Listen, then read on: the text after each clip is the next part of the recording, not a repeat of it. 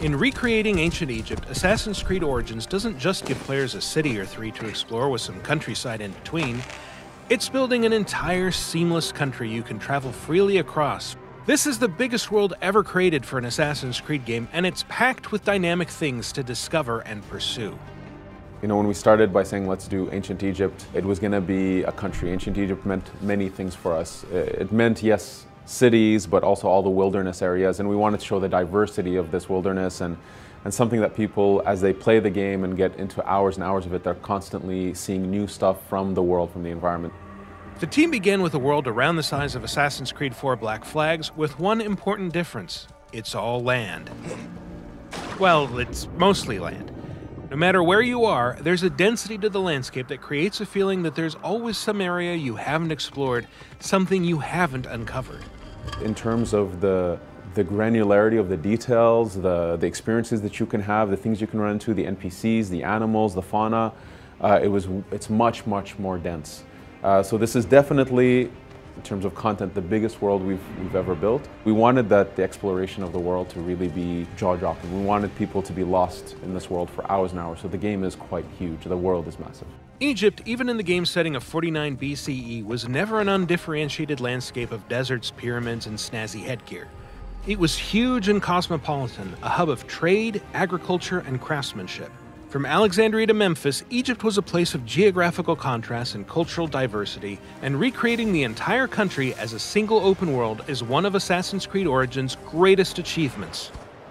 So if you go into Alexandria, it's a very Greek city, a very big and broad streets, and then you go into Memphis, it's very crowded, and all of this is based on the historical research that we do. So we learned, for instance, that the Memphis is very close to the Nile, and that the course of the Nile changed with centuries, and that it affected how the city was built. And so in return, that affects the way that we create that city, and that is what players will experience.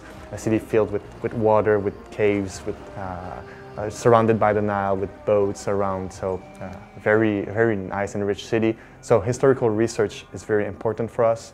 Next to capturing the scale and detail of Egypt, the game's biggest task is to fill its vast spaces with interesting things to see and do. The Egypt of Assassin's Creed Origins is a dynamic place, one where you'll always be able to find wildlife to hunt, a secret to uncover, a bandit gang to raid, or a quest to pursue.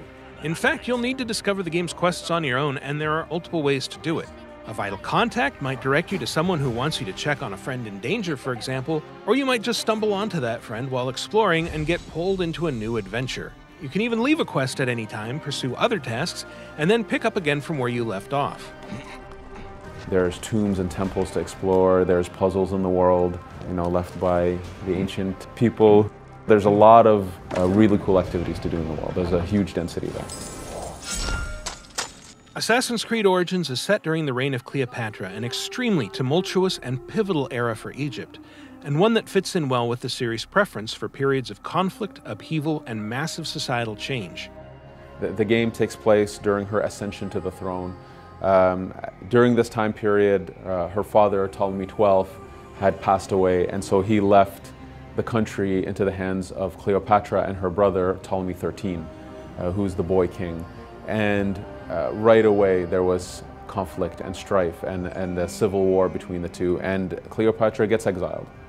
And so we catch up to her in our context when she's exiled, and so she's on her way to reclaiming her throne. Pretty much everyone in Cleopatra's family has been assassinating each other's, so that creates this unique set that's tremendous to create a story and to go around all of this plot.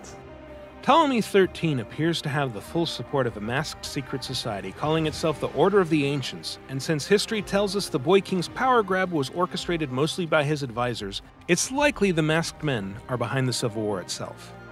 The Order of the Ancients are trying to control Ptolemy XIII. They believe that he's younger and weak and that they could manipulate him easily. However, they're a secret society, and they will always be in Bayek's path, and so you will have to make your way through that. In any case, Cleopatra would soon have a powerful ally of her own. And at this point, we have Caesar, who shows up at some point chasing after another Roman, Pompey. Pompey came to Egypt in order to be protected, thinking that they had an alliance. But Ptolemy, knowing that Caesar was coming, he decides to assassinate Pompey as a gift to Caesar, which only infuriates Caesar, saying that he was my enemy, but he was also a Roman. You cannot kill a Roman like that. And so this pushes him to ally with Cleopatra. And so we get to meet these key central figures. So Caesar being, this legendary tactician, I think one of the most epic historical figures that we can possibly have in the Assassin's Creed series. We wanted our players to experience it sort of as if, for Bayek, these are also at some point gods. Cleopatra, Ptolemy, they're considered to be gods in this world. And as he meets them and he's almost, in awe of who they are, as soon as he meets them and he realizes these are human beings with their own flaws and weaknesses and strengths, and he connects with some, doesn't connect with others. And this is, we want it to be a reflection of how, hopefully our players can also envision these kind of people. Have them boiled to death inside a bronze bull. Goddess, no. They were coerced. Bayek's quest isn't just about exploring ancient Egypt or defying the Ptolemies, or even fighting the masked agents of the Order of the Ancients. It's about finding a new place in a world whose changing traditions have made him obsolete, and it's a quest that will lead, eventually, to the founding of what we now know as the Assassin Brotherhood. From the start, we know that assassins are fictive characters, so it's all right. We acknowledge that this is not a documentary, even if we're based off history, even if history is our playground and we like to play with it.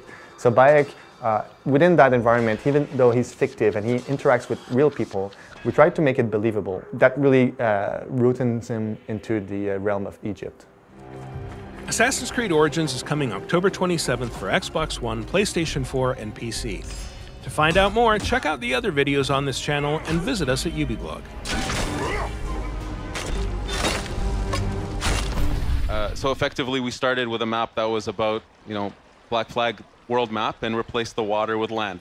So we felt we're at the time, we can do it, we can pull it off. And then being set in ancient Egypt and taking the time period of Cleopatra, it's about over 1,000 years before the first AC. So it kind of gave us a really good standing point to say, you know what, we can tell an epic story that is really important to the series, which is the origin.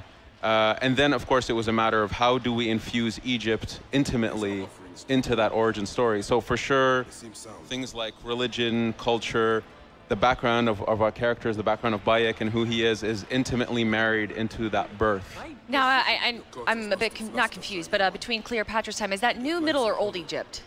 So this is the end of the old era. Okay. So this is around 49 BCE. Okay, perfect. So effectively, she's the last pharaoh. We felt that this was a time period where Egypt is very rich already with history and culture. So that even if Bayek, our protagonist, is roaming through the world, that he's still discovering his own country, because we want our players to discover it as well.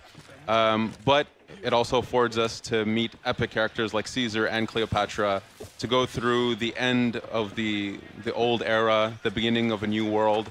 And it felt like that this was an amazing crucible of history to give the birth of our order, which lasts for 2,000 years in our lore. So it just felt like, the stars were aligning. This is an epic time period for us, and it connected really well with what was happening at the time period.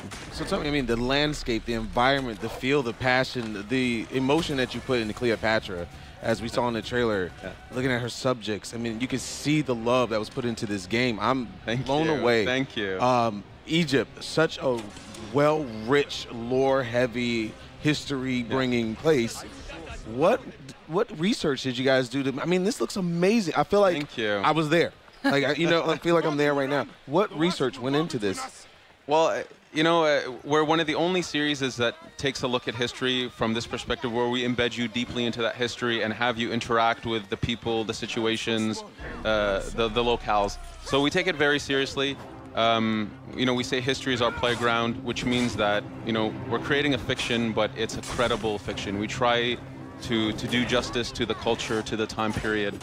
So we do a lot of research. The first 2 years of this project, as we're building prototypes, as we're figuring out the gameplay, we're doing a ton of research with historians, with Egyptologists on what are the details of this time, who are its people, what happened, not only in the big moments that we're aware of. So, for example, the Siege of Alexandria, which is a big epic moment, Of course. but in the details of what was happening in Memphis, what was happening in the Giza Plateau. So we spent years researching. We have historians embedded in our team that are always there when we do, let's say, narrative reviews, discussions about locations, just to give us, making sure we understand the anecdote of history. So we take it very seriously. We feel a responsibility to do justice to the culture, the time period, the history of it. If in some strange way we're somehow educating people on history, on Egypt, without them even realizing it, that's wonderful for us. So definitely a ton of effort goes into the research and bringing this world to life. Beyond the setting, what else has changed in Origins between the gameplay and mechanics? Has anything been added? Oh, absolutely. So when I say we wanted to refresh the experience at some point means the narrative structure, the gameplay, the way content is presented to our players. It's effectively everything. Yeah, the UI even, right? Exactly. It's the way the players reads the game and reacts to it. So from the controllers, the combat system is built from scratch. We wanted something that was very versatile, something that was very dynamic.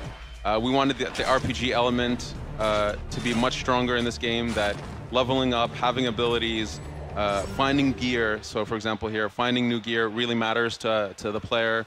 So making sure that works within the combat system, within stealth, was a lot that we had to work on. Here, this is an ability that we're seeing, which is that the players can kind of change the time of day because the ability to sleep.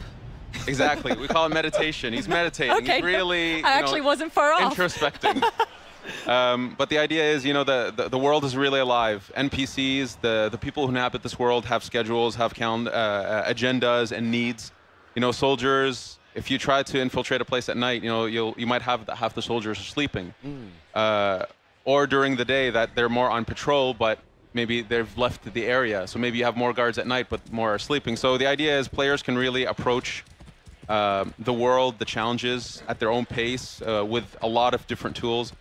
Here we can see we're running into a tomb, which is a very cool way for us to create a more linear gameplay challenge. So puzzles, navigation challenges, that kind of thing, but still within the context of this big open world. So a lot of new mechanics, a lot of new things for players to explore and experience. I mean, the first thing I noticed when I seen one of the first trailers was the combat. Yeah. It's so fluid, and it looks amazing. And you were talking about bringing some RPG elements to it. Yeah. I saw numbers. Yeah. Are those for crits or? Yeah. That we have full-blown RP. So we get a lot of questions about that. So in terms of UI, people can play with that. They can turn it off if they don't like it. But myself, I love the RPG elements. Yes. I want to see my crits. I want to see my. I love to min-max, right? Exactly. Like I want the best weapon. So can you change your weapons? Can you change your armor? Like, can you upgrade them? Oh, absolutely. So there's a massive gear system where gear has rarities, levels, attributes, properties.